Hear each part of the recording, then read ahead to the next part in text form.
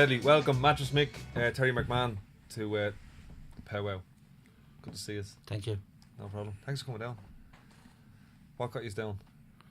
You. I know I got you down.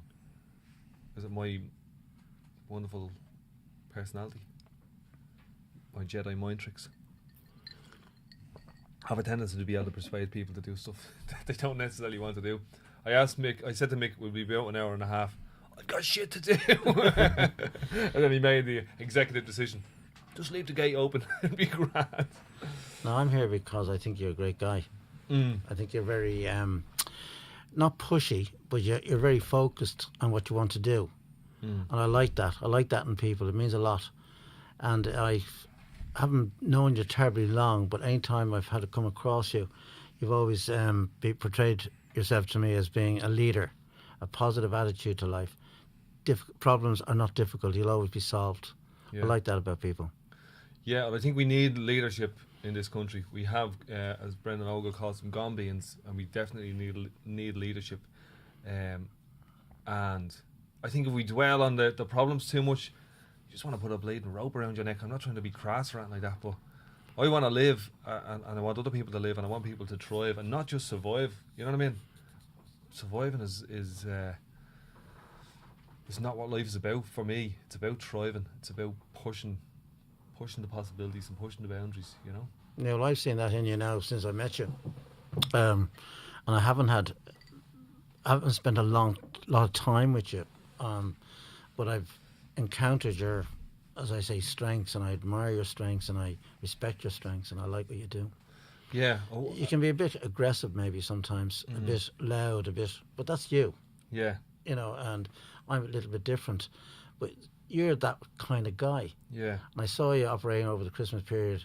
I suppose it's okay to mention Apollo House, is it? I think it is, yeah. It's okay. I saw how you were driven and motivated by that, and I saw the good that came out of it, and it's just amazing. And you could rally people around you, and like we've had meetings together. I haven't been involved as much as the other guys, but fair play. Yeah. I think we have a phone there. We have a bit of a beeping there, do we? Yeah. The aggressive thing, I think, is is my passion. I'm passionate about change, radical social change. That's kind of a phrase that's been rolling off my tongue lately. You know what I mean? Not just, piecemeal change and bit by bit change. I think our society is at such a place where it needs to be radical, because the powers that be, the establishment, or whoever it is they're so aggressive in their swallowing up of community and society, that I think the antidote or response to that needs to be as aggressive but intelligent, smart thinking, working together, kind of collective activism. And I have a way of selling that, and I remember when I rang you just before Christmas, and I kind of sold that idea to you, and I kind of do it in a way that I think connects to the person. You know what I mean? Yeah. I'd never met you before, but no. I knew I'm impressed by your ability to market yourself, and I think what I'm trying to do needs to be marketed a little bit, and that's why I connected with it. Also, I had a need. I needed beds, and for me, you're the face of beds. Yeah, well, we try to be. It is important. I just talk about myself for a minute. For my personality, as an outgoing personality, I enjoy putting myself out there. I'm not embarrassed to do stupid things to get myself out there. But I also like to do serious things, like get involved in the Apollo House thing, in other community efforts. Like, I'm from Pearse Street, that's where I come from. And I've worked down in that area with people who may have difficulties, who, in fact, there was one guy there with me quite recently, and when we had our shop in Pearse and I was a kid, he actually held me up with a gun, right? And this particular individual gave me an awful time, a very hard time, but he reformed. He has come back to being a normal person. You know, when I say normal, I mean he's integrated himself into the community. He's now doing social work, and he came to me to buy a mattress, and he apologised for the stress and hassle that he caused me and my family. And I thought that was great. I certainly didn't expect it. I'm not going to mention his name. He'll know who I'm talking about if he sees this. But he is a wonderful guy now. yet when he was a young man, he was a totally corrupt, tough individual. But I don't think it was his fault. I think it was the times that were there at the time. It was rough. It was expected for young people to be rough, particularly in, we'd say, the Pier Street area. Yeah. It hadn't got a great name. I mean, I remember going for a job. My family had a shop in Pearson. We lived behind the shop. I went to Sing Street School, and I remember applying for a job in a bank, and I was told, basically, because where I came from, I couldn't have the job. Like, I was living in Pier Street. Yeah, I resemble that remark, as they say. Yeah, but I experienced a lot of that as well. yeah, like, and I tried to get into it. Say, at that time, you'd have to be a member of a dance club to get into a club. There was a place in Leeson Street called CUS. I used to go there it was a nightclub or a dance hall, but they wouldn't give me a membership because of my address.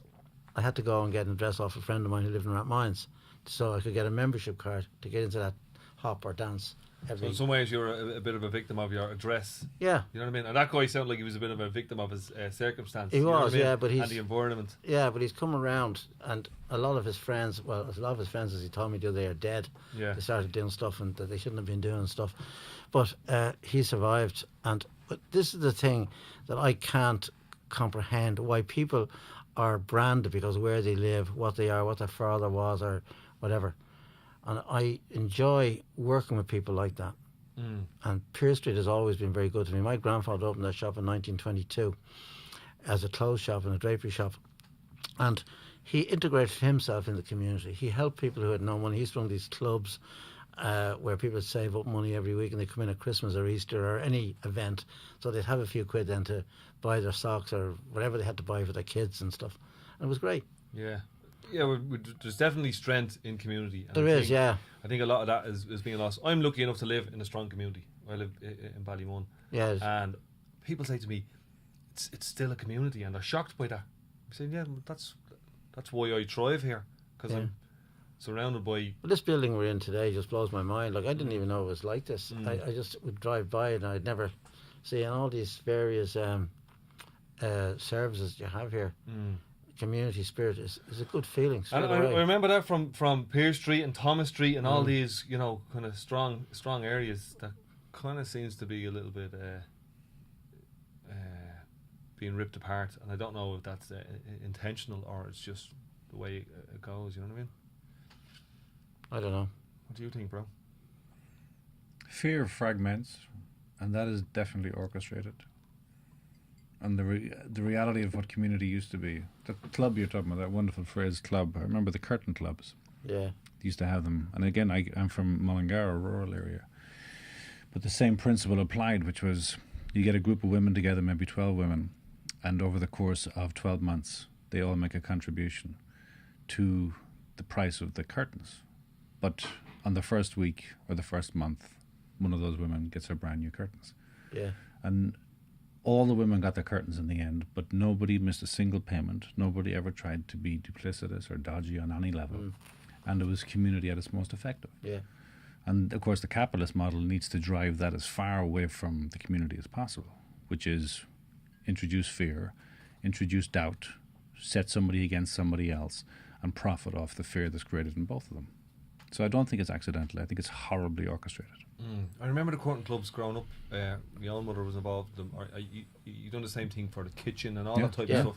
And they done one for the community centre up at the top of Ballymun.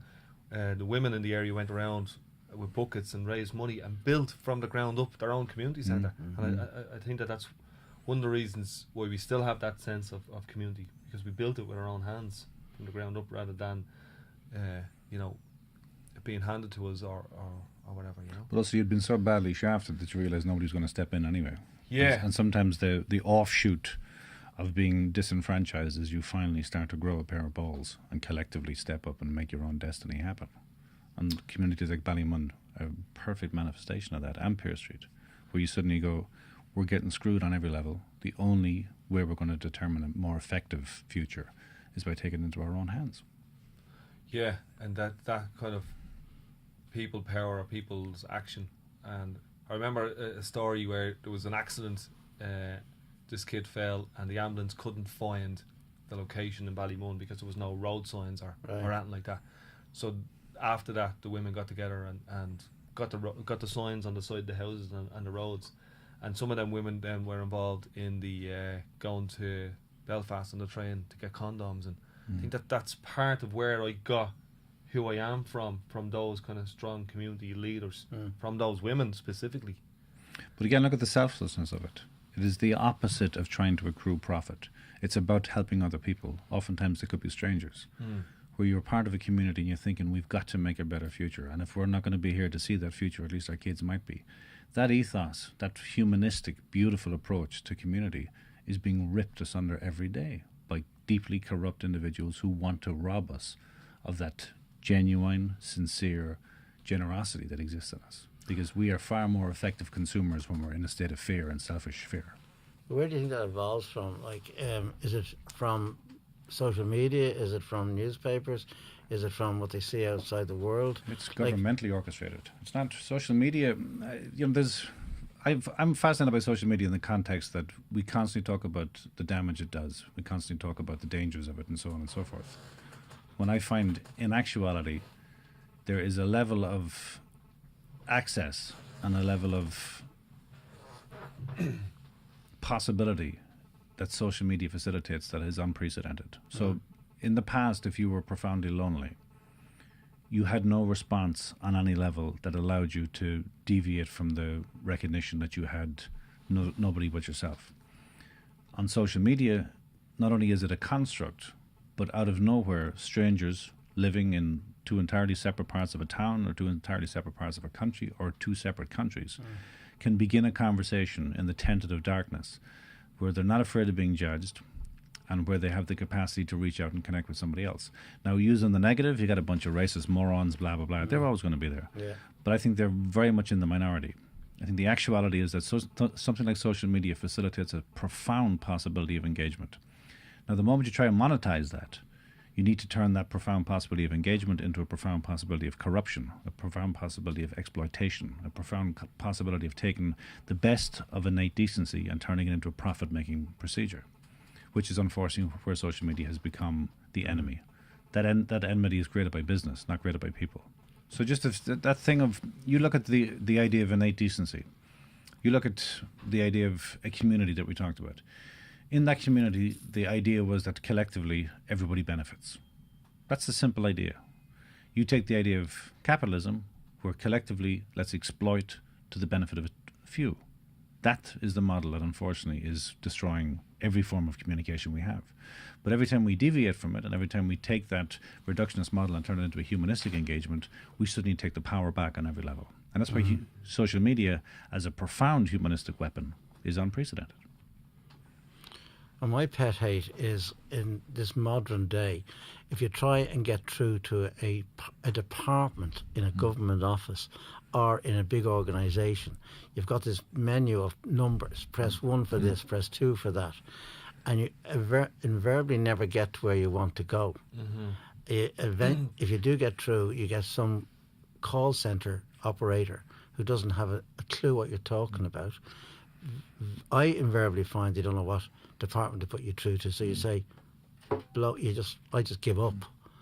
And this is what I think is this desperate thing, where years ago you could ring up and say the revenue, and you get somebody you could talk to without having to go through a menu of prices or a menu of numbers. So, and I think this is where the world is changing. This is, I find, it creates an anger within me. It creates an anger. But do you think that's accidental or orchestrated? I think it's orchestrated. That's the problem. If you look at when we were back to the paper trail era, when you were on welfare, remember you go to welfare and you're trying to change your life. You're trying to step up. You're trying to drag yourself out of a lack of education. You're trying to drag yourself out of poverty. You're trying to drag yourself out of a lack of opportunity. And you're going, okay, today I'm going to try and do something. You go to one of their offices. The person is behind a cage. And in that cage, they give you a series of forms that have to be filled out. You take the forms away, you fill them out, you return to that cage, and you're told, no, you have to bring them to A, B, C, or D. And then you spend the next week going from different buildings to different buildings across town to deliver a form that's completely irrelevant. Now, if on a humanistic level they would have facilitated you engaging with other human beings, on a systematic level they need to dissuade that from happening as often as possible until eventually they do exactly what you just described, which is give up. Yeah. And you take that model further, and what they do is they make us give up every day. So even democracy is held to ransom, where you go, I won't even bother voting anymore because in actuality the whole system is a scam. And that's it at its most effective. Yeah, good point. Very good point. But it just wrecks my head completely. Even now they're talking about robot cars. They're talking about the post being delivered by robots. What do all the people do in this ideal world where, everything is automated? I don't know. What is the role of people? But people are losing jobs now. Like the banks are becoming more automated. I go to my bank and the tellers close at 3 o'clock, but I can use the machines up to 5 o'clock. And sometimes the machines are not working. So you've got 2 machines and a queue of 20 people all getting agitated. And then you try and get somebody to fix the machine and they're not available. And it just is creating this awful anger within people, and it's a resentment to technology, which I have a resentment to technology. I like to still write things on paper. We write all our dockets in our shop on paper. We don't compute. I refuse to become computerized at that level because I like to talk to the person, get their name and address, have a bit of jargon with them, rather than just press an iPad or one of these digital sales records. Yeah, it takes the human interaction out of it. Yeah. Which is the one thing that you're complaining about those government organisations. The human part of it is taken out of it. We're just digits. We're just parts of that machine. And God knows where we're going. Like, I mean, even at the mobile phone, like, you look at people at a bus stop. I was looking at them the other day. I was stopping traffic in Pearse Street. There were 8 people at the bus stop. 7 of them were on their phone, texting or talking or doing something. Who was the deviant one who wasn't? It was the anarchist. It was actually, I think, the youngest in the queue. Standing there wishing he had a phone. But like, it's just so, I just find it so, I can nearly communicate with my daughter better by texting her than talking to her. But this is what's interesting, is that in actuality you probably communicate more with your daughter than you would. So this notion that we use phones, that somehow they're blocking our engagement, in actuality, I see my own son's generation. I got kids ranging in the age from 1 to 21, and I see that they have a far greater level of engagement than we ever had.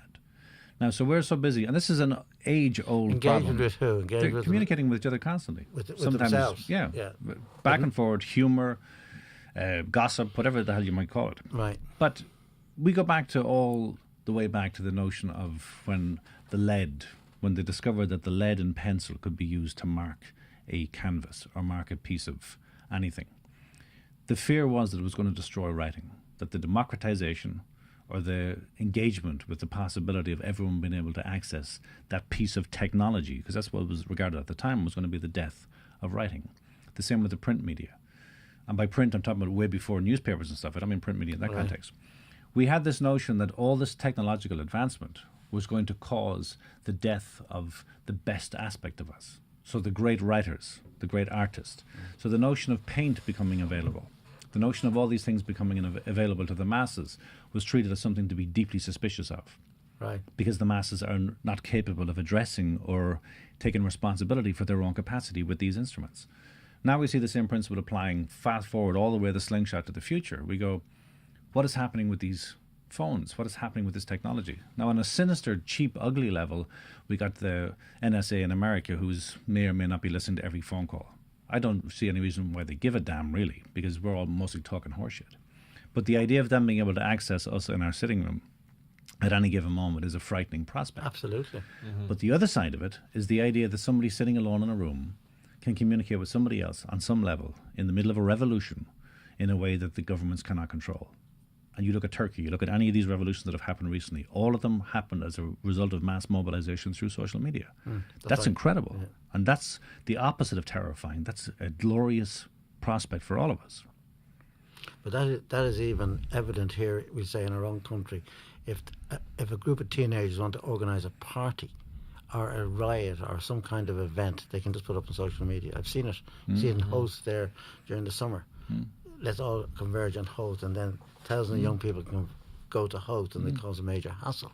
It is scary. But I don't think that's scary. I think it's wonderful. Do Because you? I remember being I a don't think teenager and being terrified of the reality that there was nothing going to happen tomorrow, the next day, or the fucking day after. No, I don't That see my it like future that. was this dark abyss of emptiness and a void in some small rural town. Whereas the idea of being able to understand that language and image combined has the capacity to connect on a level that you have no idea where it can reach. But if it's used responsibly, yes. But who defines the nature of responsibility? All A I bunch can, of crazy lunatics having sex and orgies and drugs out in Howth, to me, sounds like a magnificent responsibility. Yeah, it's an interesting thing. Like I know some of those young people who were involved in that, and it takes one or two crazy heads, to do something that causes fear or terror, or they smash up something. But there's 800 other people just having the crack. You know what I mean? And if you flash into it for a second on your phone, it looks to some people as a horror, and to other people as absolutely amazing. Exactly the same thing, But there were a lot of people very scared in Howth at that particular event. Like elderly people were frightened with the amount of young people converging on Howth in the manner in which they did. There was a lot of young people. There was a lot of people scared when 1,000 people turned up outside Apollo House. You know what I mean? But that was they were different They were thing. different. They were That a was different group different. of people. Yeah. You know what I mean? Their interests were being challenged. No, but I do understand what Mick is talking as well. The idea of responsibility in the sense that there's no excuse to be a fucking asshole no matter what the scenario. That's right, yeah. Couldn't agree more. Thank And you. that's nothing to do with technology. It's to do with the reality that there's a human being in front of you. You have the fucking respect to identify what their needs are. So I agree with you totally there. Right. Cool. But your point there about Apollo House bringing the masses there, that was for a totally different reason. It's the same. It's the same medium. It's the same technology. I know, it's the but- same communication tool. You know what I mean? And that's the good part of it, I think. That is where I see a lot of good can come out of this texting or whatever the word is for getting the message out there. Yeah. Because you massed a lot of people for a lot of meetings out at Apollo House through social media and through the papers. Mm-hmm. I thought it was great. And that's kind of why I'm doing this, is to kind of have a bit, to put this out to the masses and let them digest it and hopefully have a bit of an impact on it. But people will watch this on their phones. Yes, they will. Most of them will. Yeah. Also, Apollo House could not be in any shape or form as effective as it was without social media. No, it couldn't. And No. driven by the magnificent passion of Dean, of course. But it's just because you described earlier, and I know you didn't mean it offensively, but you talked about that sometimes he's aggressive and loud. That's good, though. No, I've seen Dean now in multiple scenarios Yeah. over a number of years, and I've seen people be aggressive with him, but I've never ever once seen him be aggressive, despite even the fact that he may have been justified. I didn't mean aggressive I know you didn't mean negatively. in a negative way. Like what I probably should have said, he goes for what he wants to go for. Oh, Like, that's what I'm saying. I'm not suggesting for a moment you meant it aggressively. No, I but- didn't. No. But for me, if you look at someone like Simon Coveney, he has all the stoicism and the appearance of propriety, and I would regard him as being deeply, damagingly aggressive. Whereas we look at Dean, and because of our conditioning, he's a working class mouth, therefore he must be a threat. When in actuality, the sublime truth coming from that mouth is the greatest form of courage, and the fallacy coming from the other mouth that's deemed to be a governmental, appropriate method of behaviour is pure violence.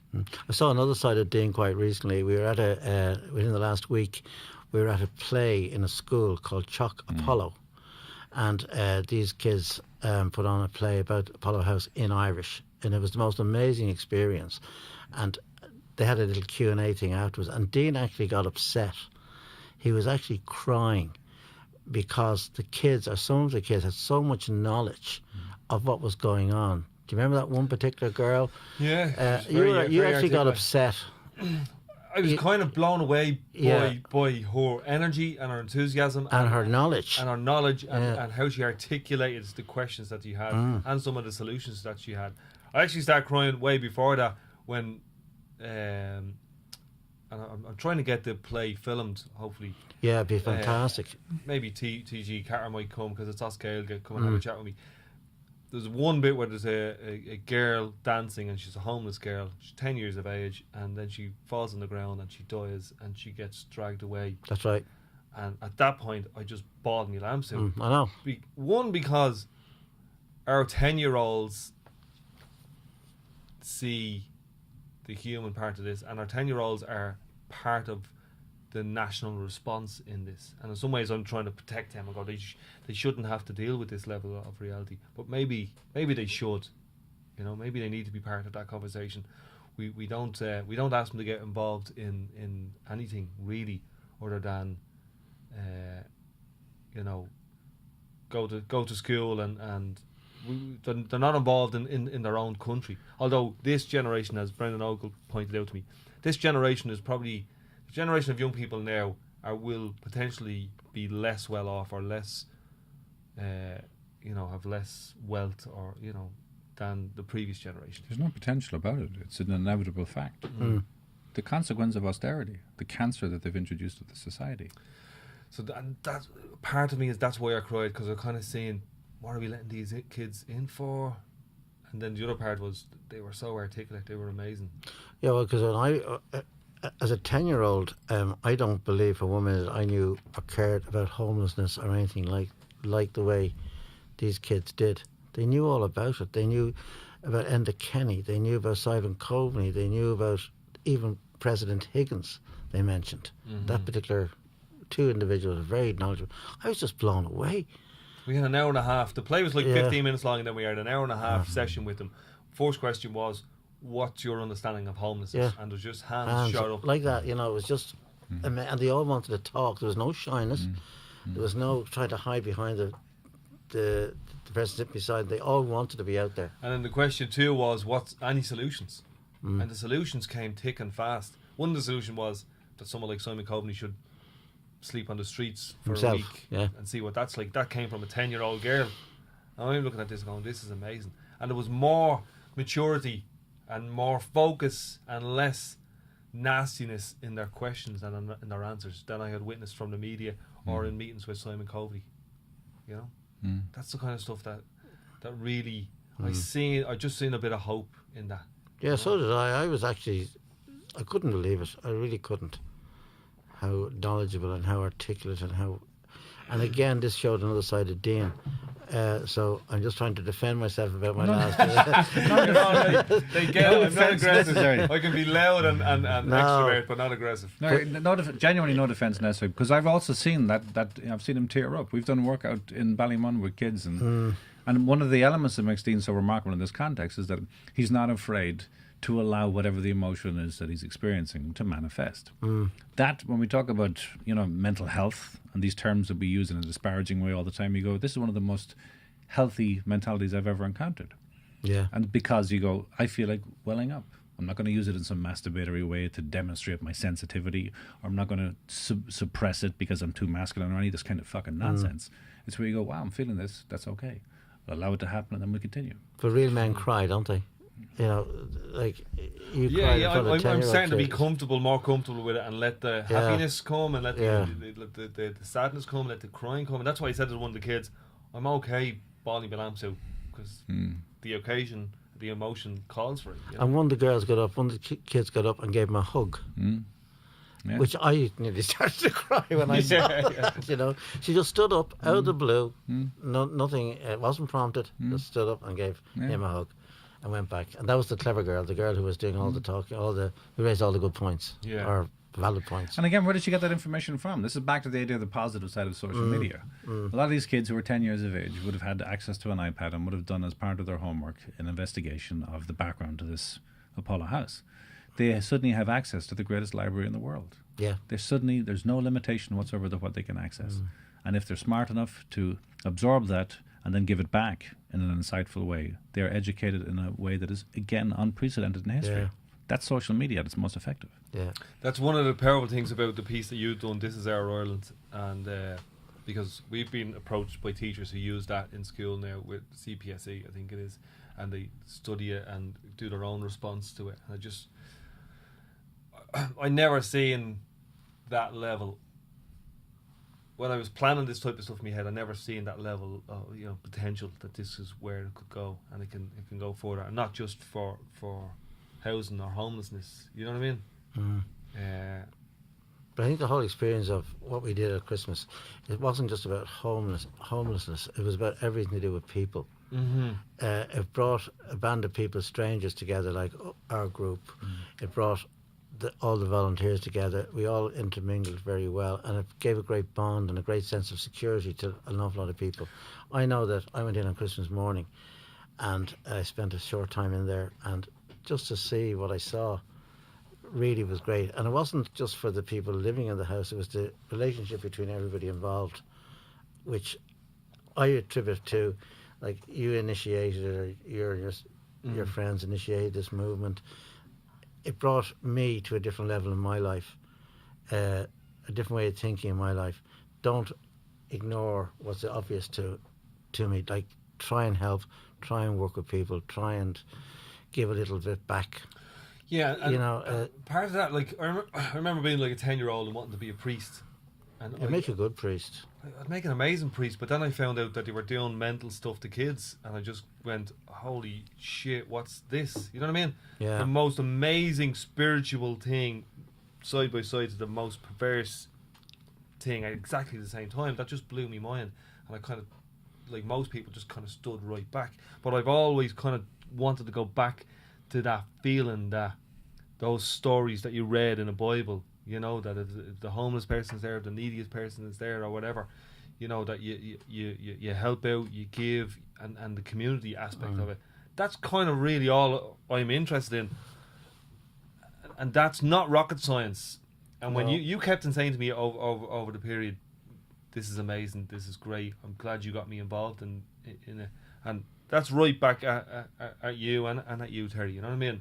I'm glad you are human enough to see the value of it, like, you know. Yeah, I tell you what also scares me. Like, we're talking about like these mass graves for kids that they've discovered at the moment. I was alive when that happened. Like, I wasn't aware. I didn't know. This is the thing in Galway.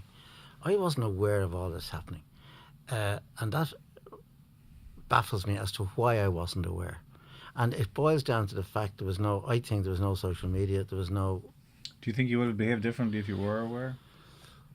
I don't know, Terry, I can't answer that, but to think that I just feel ashamed that I was alive and this was happening. And I wasn't, you know, and my parents, I don't know if they knew. Both my parents are dead, so I don't know if they knew this was going on. Well, obviously the famous quote from Germany is that we didn't know it was happening. And that's the quote that has been used since the Second World War. And the reality, and this is a question to all of us, but the reality of direct provision. Direct provision is happening on our watch, where people are being treated worse than prisoners, and their lives are being destroyed, and their opportunities for the future are being removed on every level in this country, even now, by a direct, deliberate government policy on our watch. And not only are we doing fuck all about it, but we fully know about it and choose to do nothing. But there is things being done about, like what we did about No, but direct provision is a separate kind of thing. Is where people come to this country seeking refuge. Oh, sorry. They're kind of housed in industrial units, Butland's holiday camp, for Christ's sake. Butland's holiday camp. Sorry, I misunderstood. And that the people who run them get a service are profiting charge. off it. You know what I mean? There's real money to be made in misery.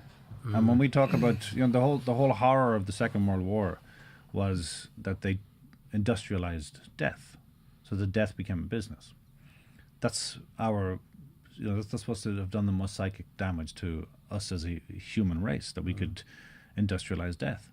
The actuality is that now we're making money out of misery on multiple levels, and we've industrialized the living who are existing close to death, and we have a small group of people profiting off their misery, and it's on our watch, and we're facilitating it. So when we talk about this idea of what we know versus what we don't know, the stuff that's happening in this country, the horror show of what's been revealed with the cops every day, the horror show of what's been revealed with the government duplicity every day, the idea of what Michael Noonan just revealed 2 days ago, the actuality of the country we're living in versus the pragmatic response to it is insanely in their favour.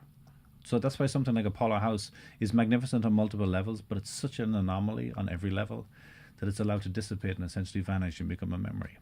Because collectively we seem to do nothing. And back to the idea of community, the idea of a curtain club, or the idea of what happened in Apollo House that you experienced, or the idea of that speech, "This is our Ireland." Stephen Dean talked about this at length, and he called me that night before you went in and says, "I need you to write a kind of street proclamation. And I had no idea what I was going to do. And I went to a bar and sat down, and then I called him and says, "Who is it for?" And he said, "Who do you want it to be for?" And I says, "I want it to be for who's the most iconic working class Dublin guy in the world." And he says, "Conor McGregor." I said, "No, not fucking Conor McGregor. Who's the most famous working class Dublin icon?" And he says, "I already fucking said Conor McGregor. Who?" Do you remember that conversation? I said, "Jim Sheridan." He says, "I'm on it."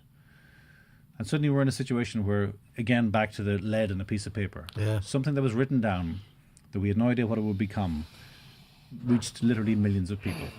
That was a great speech. But now you were there for the first reading of it. You were in that room that day. We were in Unite's office. Which was I a very, was also on yeah. I remember you came up afterwards.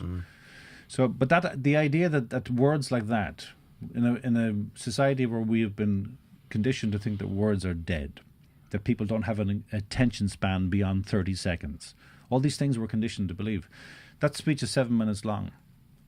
On YouTube, it can give you the details of who watches it, how often they watched it, to what, literally the second they watched it and when they switched off. And if you go through the breakdown of that, not only has everybody watched it the entire way through, but many people have watched it multiple times. So that goes completely contrary to our notion of what people want, our conditioned notion of what we're told they will only accept and what they won't accept, and blah, blah, blah. All these marketing pieces of shit and all these governmental policies. Whereas in actuality, not only do people desperately want to know something, they desperately want to step out of the darkness and do something, but there are no leaders. We have no leaders. So even though we know about direct provision, even though we know about what's happening in our maternity hospitals to women, we have these fall movements like Waking the Feminists that are for a small, tiny group of women, when in actuality, the women who are going through a birthing process every day where they're on a conveyor belt, having somebody cut them from hip to hip so they can get back on time to the golf course. That's the kind of quango mentality that we have facilitated and we're allowing to happen. And yet the one thing which is so exciting, and we 17 have talked about it so often, is that Apollo House showed that there are a vast majority of remarkably good people in this country who want change and don't know what to do. And that would include direct provision. It would include multiple aspects of our society that is so inequitable. And if we could somehow harness those people with a fucking leader or a series of small community-led groups that infected, in the best sense of the term, the entire community, we could change our culture and we could become, as a country, the envy of the world. Yeah, but how is that achieved? Like, how is that done? I got shivers when you said that bit. And what I'm interested in is how is it done, and that's kind of where my brain kicks in. You know what I mean? And that's why I link groups of people like artists and businessmen and unions, and you know what I mean, those types of people in. And then and there's a group of kind of lefty politicians in this country, and our experience of communicating with each other is limited. So, and it's one of the reasons I'm doing this, so we have more experiences using this tools like this to communicate and talk and understand that we have a lot more in common. I said this on a previous video that I had some loyalists come down from the north last weekend, and what united us was the facts that we're all living in poverty. You know what I mean? We had, there's this political and economic thing for unity, but the people on the ground were already united, and it's how to get that to the next level. And it's moving for me, like the right to change, the right to water movement, the home sweet home kind of movement, the repeal movement. We're slowly these things are coming. We're seeing more and more of them, and we're slowly building up the connections, the alliances, the language, the confidence, the skills, the tools. But you still need the leaders. You still need the faces of of leadership. I think we have one. And I didn't think I would actually say this in my lifetime. Yeah. Because the men of Colin's era are gone. And he's going to hate me saying this, but I think Brendan Ogle is a potentially remarkable Taoiseach for this country. Absolutely. One of the truly remarkable men Fantastic of his speaker generation. as well, yeah. And aided and abetted by the remarkable David Gibney. And you have those two union men who put everything on the line multiple times for people and pulled it off each time. And then you have a broader community that has been completely facilitated by Dean. And you suddenly look at artists, you look at businessmen, you look at community leaders, and then you go, okay, why are we looking at the hierarchy? Why don't we go at the bottom? Then you look at the underclass. You look at some of the people who were involved in Apollo House, the people who put 72-hour days in, the people who weren't having camera bulbs flash in their faces, but were doing it for everybody every fucking day. Those people, of so many of them, they are the most remarkable spirit imaginable. So the idea of what we need to do, it's one of those bizarre things. It's back to the earlier point about how much do we know versus what do we not know. We actually know what to do. The difference is that we don't have the courage to do it. In reality, not only do we outnumber them, not only do the ones who are destroying us, who are breaking into our lives on every single level, not only are they scared of us, because Apollo House proved that more than anything else. You think Simon Coveney met with us to facilitate improvement, or do you think he met with us because he was told, get these fuckers silent? That's right. Find a way of legitimizing them so then we can remove them for the conversation. Brendan Ogle and David Gibney talked about it themselves. They said that in 3 years of the Right to Water campaign, they never got a single sit-down. We were sitting in the room. Now, you're watching this scenario and you're going, how much are we being played here? How much of this is a shit poker game? Or how much of this is the real deal? The reason they wanted to meet with us is because they knew that there was a general, national outpouring of profoundly powerful determination for change. And they needed to quell it as fast as fucking possible. And it happened very quickly. It happened very quickly because it was righteous. Yeah. The problem is we also let it dissipate very quickly. And maybe this is or is not the place to be discussing it, but we throw it onto the table anyway. There's a large question asked about how much we succeeded in achieving and how much we fundamentally failed. And it's a question that we haven't addressed properly at all. Maybe we'll do it another time, but the reality of what we're doing in terms of a generation of people, and they're to do with all ages, but for the first time, my own son turned to me and said, I thought there was hope. And he comes from a generation who thought there was no such thing as hope anymore, that it was an idiotic concept for a shit pop song. And they actually felt that there was hope. And the culture and the country felt there was hope. And if we harness that, not only can we change the system, this deeply corrosive, corrupt system, but we can have them on the run and take them out and show what a democratic nation is capable of doing. This is not some ideological nonsense. No, I know this where you're is coming from. pragmatically capable if we step the fuck up. But how do you bring it to the next stage? How do you step the fuck up? Mattress Mick, how do you step the fuck up? I think one of the ways you step the fuck up is by doing something like this, because that I've never heard that on national media, on RTE or on any of the But radio. they wouldn't let you say that on national media either. But now they don't have a choice. No, because Do you know what I mean? Yeah. Because now we have technology, and this is how it happens. This is part of how it happens. But can we just address the question for a minute? Because it's a brilliant and absolutely essential question. And it's a question that 3 years ago I might have quivered in fear at the reality that we are inevitably going to be bent over and shafted. But this is why Brendan Ogle and David Gibney. Now, there were many, many people, innumerable people, magnificent people, and it's imperative that they are mentioned, involved in the Right to Water campaign. From barbers to barristers, the whole bleeding spectrum. Yeah. And brilliant, amazing people who put their bodies on the line in front of these trucks and these companies and so on and so forth. But what was most frightening to the people in power was not just that people kept on turning up every time they were arrested, every time they were threatened, every time blah, blah, blah. It exponentially became more powerful. Now, that was orchestrated. That was not some collective mass movement of righteous rage that somehow manifested, because that's naive to think so. All the rage was there, yes, but the manifestation of that was orchestrated and channeled by David Gibney and Brendan Ogle.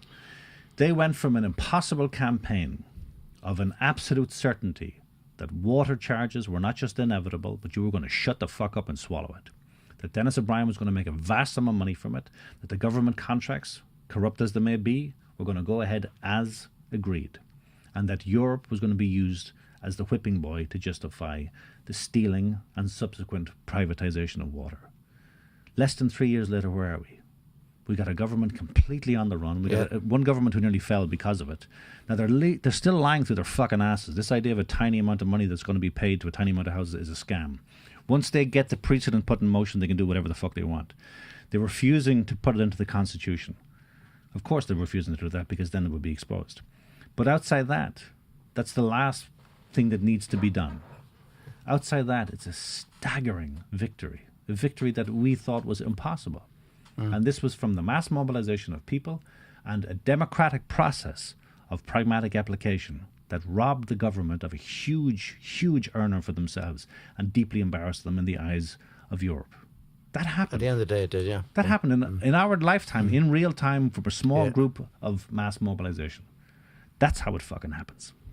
No, I would totally agree with you. The likes of Brendan Oogle and people in that movement are the right people to help or to go forward. But have they got the time? How do they, divide themselves up anymore? Like Brendan Oogle seems to be pulled from left, right, and centre at all quarters. So how can it be brought forward? The concept of changing. How do you choose a leader? I don't know. Sometimes a leader is chosen. Sometimes a leader doesn't have a fucking choice. Well, look, from my experience, the leaders present themselves, and I think we have loads of leaders.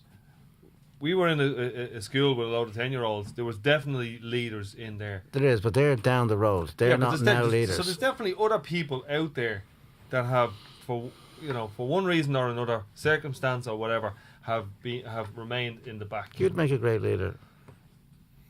Yeah, I don't know if I have any interest in being a political leader. I'm a community leader. I don't think this is a political thing. I don't think it is either. I think I'm definitely a community leader. You know what I mean?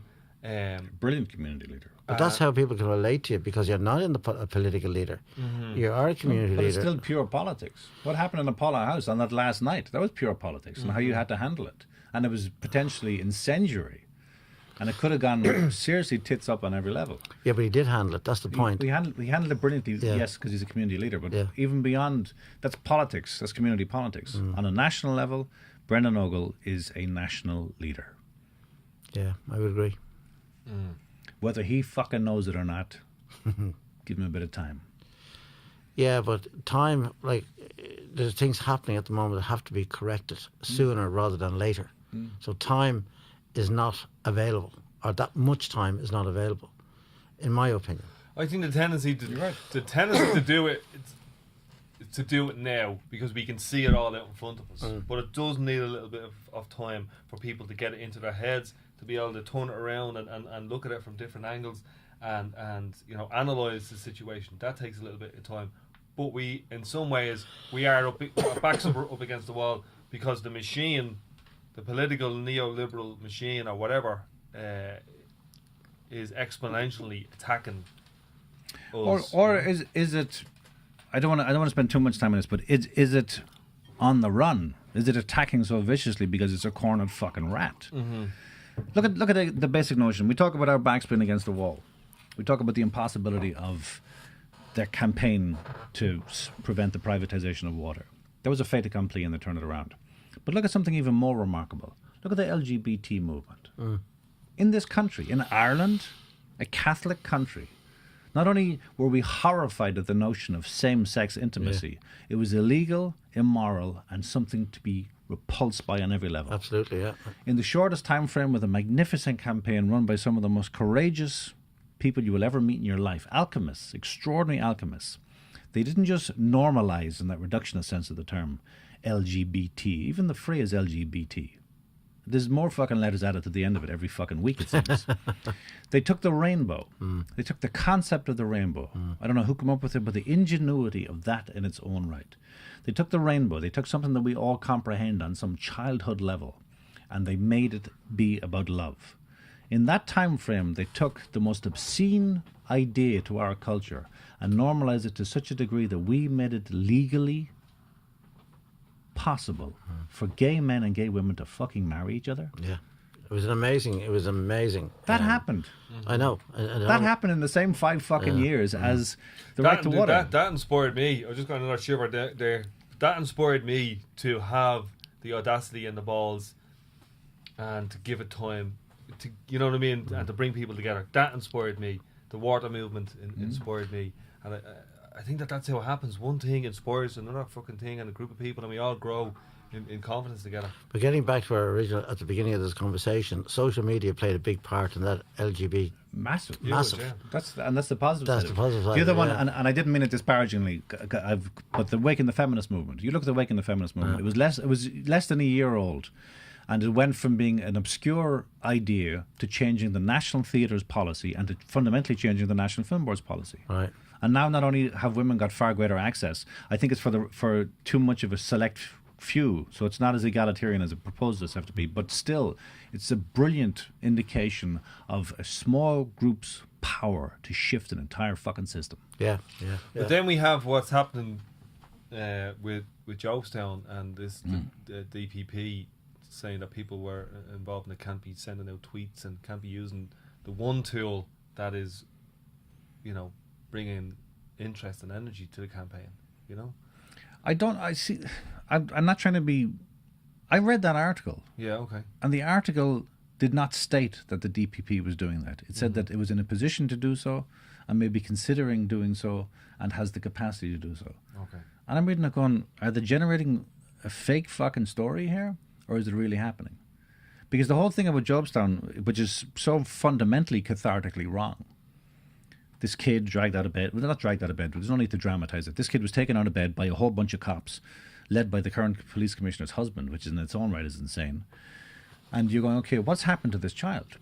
Now, the consequence is this child was a community activist, a brilliant fucking award. He was given a medal for his contribution to his community. They picked the wrong kid.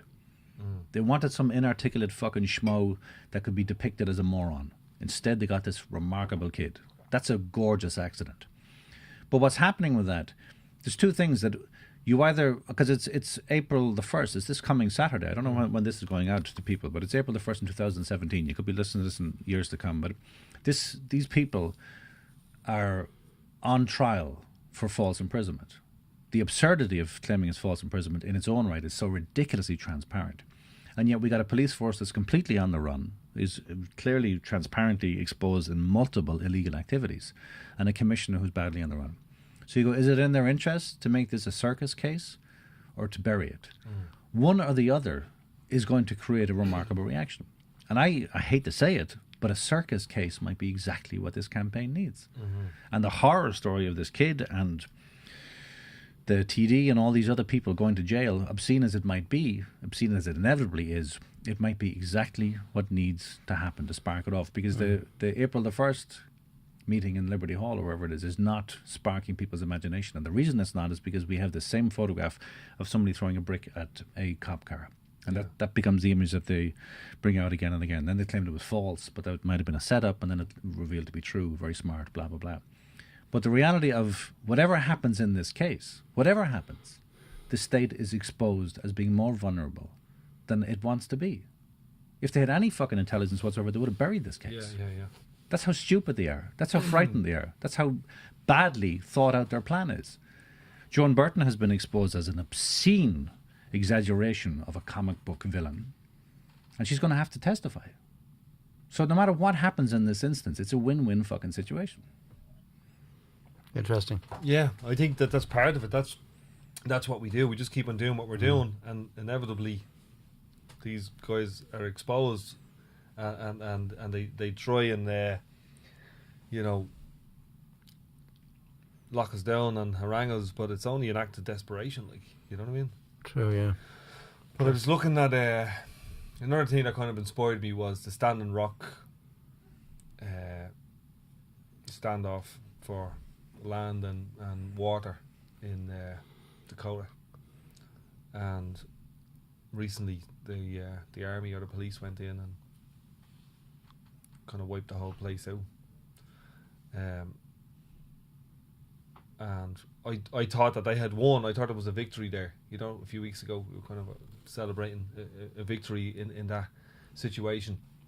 But then the politics changed in that country, and they got Donald Trump in, and it's just a different set of rules now. It looks like, you know. Well, you know, the claim is that Obama knew exactly what he was doing. Okay. And that he knew the inevitability of it being overturned, so he left looking heroic. Mm-hmm. And you go, this is part of the same games that have been played. Yeah. But then the reality of that these people stood up, and these people who were deemed to be, fucking cheap whiskey drunks and irrelevance in American society have now become heroic, and beautifully and rightly so. But what has happened since? Where are the reports? You read the reports, because nobody seems to be filming anything. All the cameras seem to be broken, and you read the reports, and they are horrific beyond belief. And what has America done? What have we done? Nada. Nothing. Nothing. No. Stood back. So it's coming back to what you were saying. We know this stuff is happening. You know what I mean? This stuff is happening, but what do we do? Do we just go back to our phones and look at Facebook? And I don't have that answer, Dan. I just don't know. Yeah. But talking here, like, it kind of highlights the issues. It's something should, and I believe could be done with a little bit of organisation, a little bit of I don't know what the word is really, balls, I suppose. Just go and try and stand up and be counted, and go and follow the belief that you have to try and make a change. Again, if you're selfless enough to realise that this is about something bigger than you, then already you're in an interesting position. If you're selfless enough to take pragmatic action on behalf of somebody else, then change takes place instantly between those two people. Increase that exponentially to a community, now you have the beginning of a movement. Make that national, now you have profound change. There's no secret in the changes that need to take place. Yeah, you need the balls to do that. You need the courage. Everybody needs to do it, the absolutely. courage to do that. yeah, and what I'm interested in is bringing different groups of people together, like artists, as I said before, businessmen, film writers, songwriters. Well, I think that's what makes it, Dean, that mix of people. Yeah. Like, to me, politicians are all the same vein. They're all in the same mould. I call them suits. Bankers to me are suits. Solicitors are suits. But people who've been out there seeing the world, who are streetwise, or more streetwise, we'll say, than a typical solicitor. These are the people I think that can bring these ideas forward in this country, not the suits, as I call them.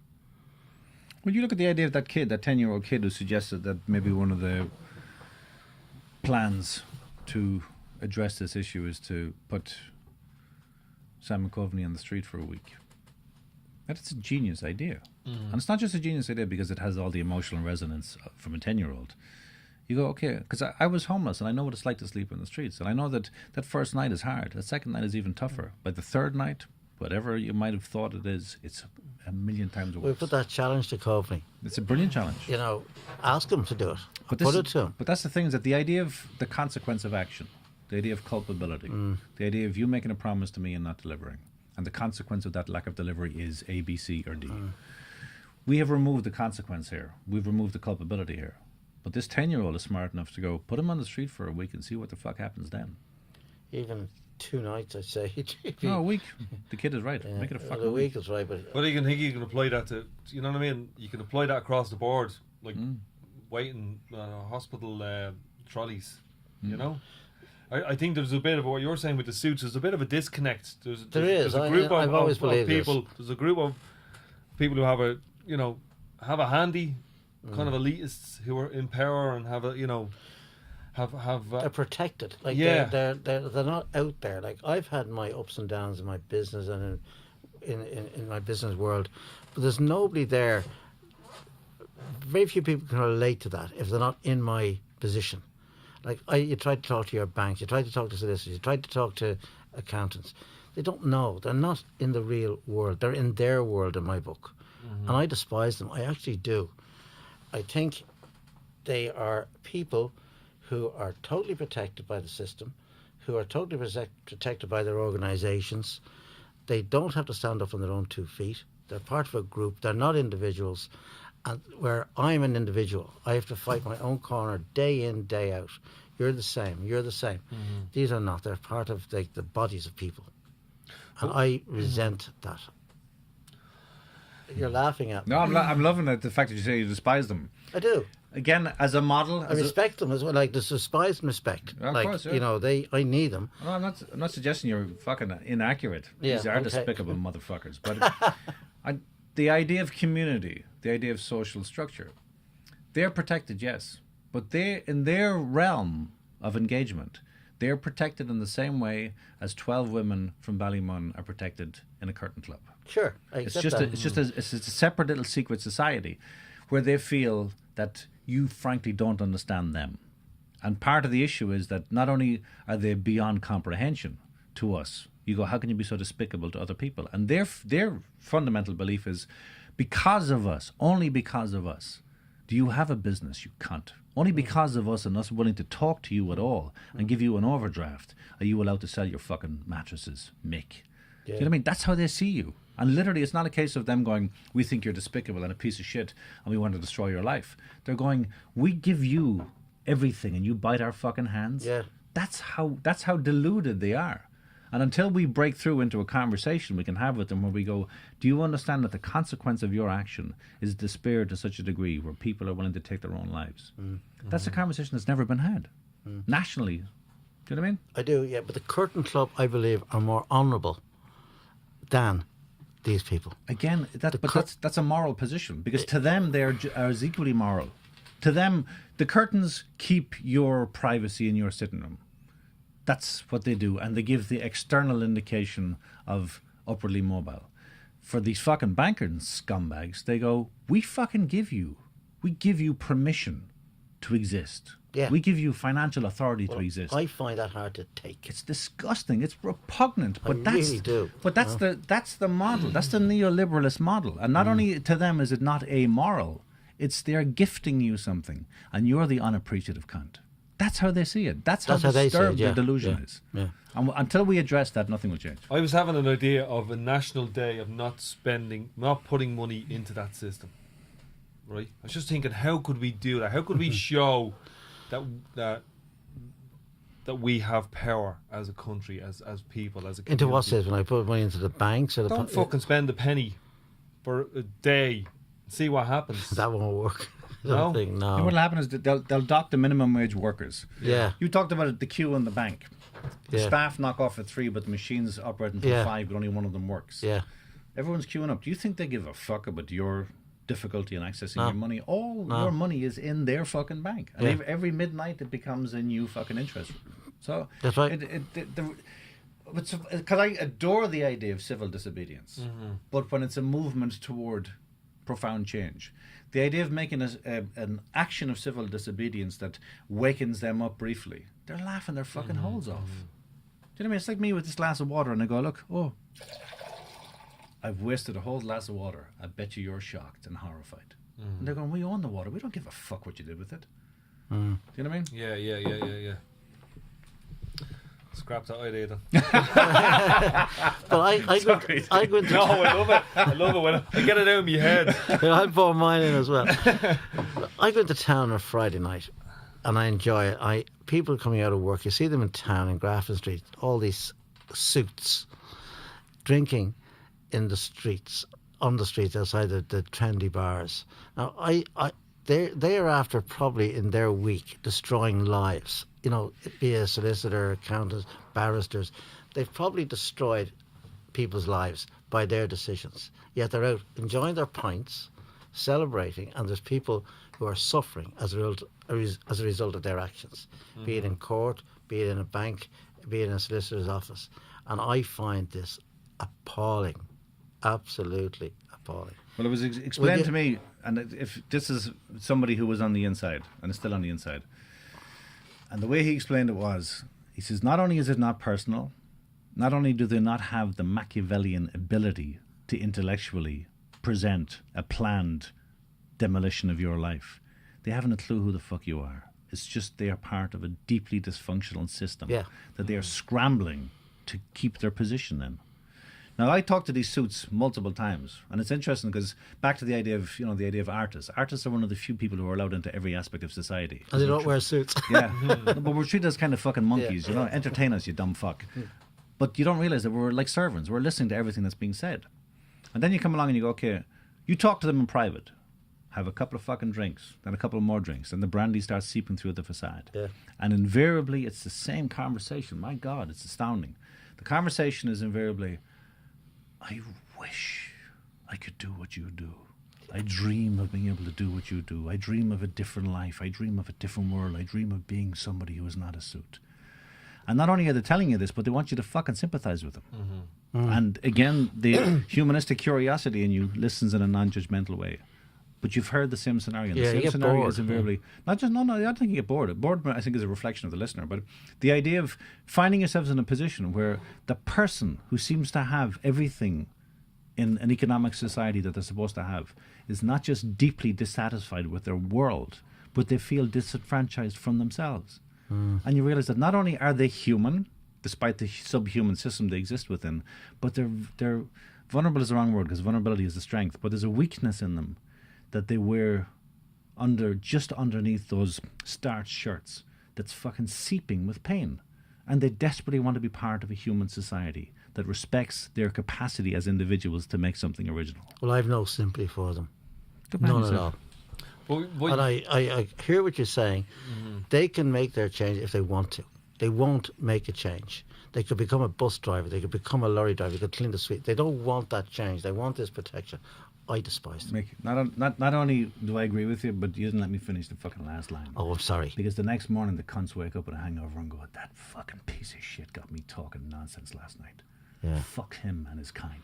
Yeah, and we get more of them next week, and we'll destroy more next Those week. freeloading leech artist Yeah. motherfuckers stealing my fucking spirit, making me talk horse shit. Fuck. Sorry for interrupting you. No, but because I despise them too. Good. But we cannot change anything unless we fucking understand them.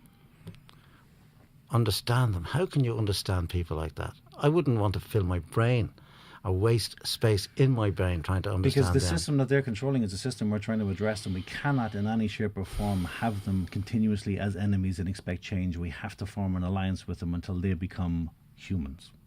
they are us in some way, Mick. They're part of this whole thing. You know what I mean? I don't think we No, how? exist separately because it's all part of that system. You know what I mean? We exist in that system. We're just in a different part of it than they are. I don't think we think like them at all, Dean. I think we think totally different. At least I think they're totally different to them. You think they don't come home to a wife who fucking is bored with them, or kids who fucking hate them? Don't blame the wife being bored with them. Well, there's artists and poor people whose wives are bored with them too. Not the same. Not the same. Poor boredom is different. Yeah. Because they come home, they talk about the same stuff all the time. And these artists talk about, I'm going to go home tonight and I'm going to talk about where I was today. Like, I'm here in Ballymun in a studio underground talking to two great people. Like, my family will have an interest in that. I was earlier on meeting customers in my store. I met suppliers. I had an interesting, varied day. I had a few problems, but I got over them. I got over them myself. I didn't have to go to my organisation to get over them, or a organisation. I had nobody to answer to. Where I couldn't pick up the phone and say, what will I do in this situation? I had to do what I had to do, be it right or wrong. So my day, and I'm sure yours and yours, are more varied than the suit's day. Suit goes, computers. My day was, where the fuck are you going? What are you wasting your fucking time doing this horseshit for? Where's the money? Okay. There was no love or support whatsoever. So this notion that artists live this charmed life is comic book. We go through the same domestic bullshit, the same hierarchical horseshit, except we do it in a state of fucking abject poverty. And for me, these people as human beings, despite the fact that they may have been dehumanized by a system, if we get back in touch with their innate humanity and fan that flame a little bit, they could prove to be remarkable allies.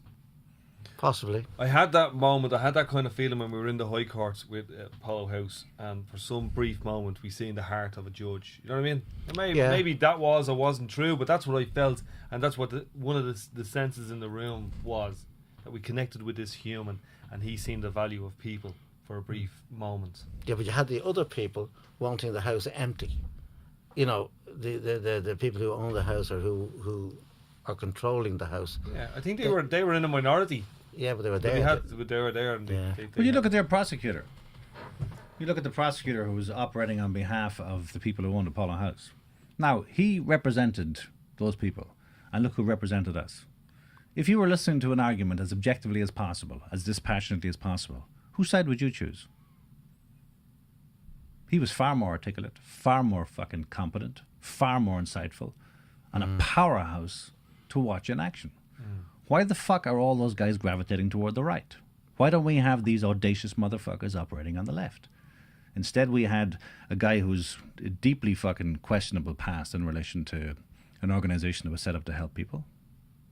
A deeply questionable past about selling 50,000 people's private information to a fund that ended up paying him at the same time 15 grand.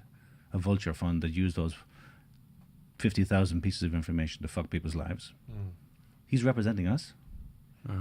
And the other guy is somehow less noble when the other guy was just doing his job fucking brilliantly. I can't comment because I wasn't there. I didn't know. I can't really comment on what I was one of those people, those 50,000 people that had their fucking private details sold to a vulture fund. So why New Beginnings. New Beginnings was the organisation. Yeah. Why are they on that side then?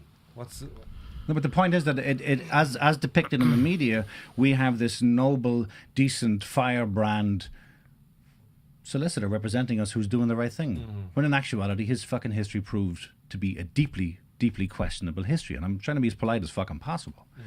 He might have had a change of heart. Might have had a change of Yeah, heart. like my friend I spoke to you about earlier on, you know.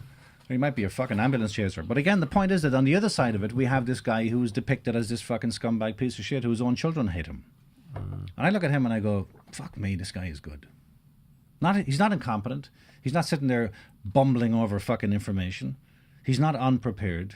He knows exactly what he's doing, and like a shark in a small fucking pool, he's going to just casually take a bite out of fucking everybody until they bleed to death. Now, if I want someone representing me, it's that fucker. He's the guy I want to get on the left.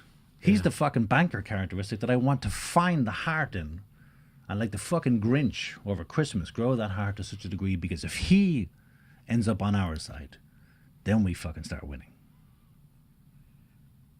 We better get him on our side, huh? No, his kids hate him too, I tried. Oh, okay. Gents. Diver away. Okay. Terry. You know. Beautiful. Mick. You little darling. I love you. I'm a suit. You're a suit. I was looking at you there. I was going to slag you urine in that, but I said Well, no. yeah, hold yeah. on. So I didn't know how to present myself today, you see. You're gorgeous. Super. I used to be a suit. I used to work in a bank. Oh, did you? Oh, and you're turning the back off them. Are we still rolling? Are you turning the back off them? What made you leave? I was young. Right. I had 4 years in a bank, in a merchant bank, in a Canadian company, and I learned a great lot from that. My managing director, a guy called Brian Doyle, is still alive, taught me he gave me a job even though I lived in Pearse Street. This guy gave me a job. He took a view. And I met him there quite recently in Davy Burns, you know, It's a very nice pub in just off Grafton Street. And I thanked him so much because he gave me my direction in life. He gave me the heart that I have, that I feel I have, to help people, to put it out there. And he was a banker. Yeah. So it was one of them people. It was one of them people that he's talking about. You know what I mean? This was he was a merchant banker. He was they weren't the protected, like we say, the BFIs and the AIBs. These were standalone bankers. He was trained by the Americans, Canadians, different people altogether. But a pleasure. Anyway, that's all I have to say. Cheers, Mick. Oh, amen. Amen. Amen. Thank you, beautiful motherfucker. Let's do it.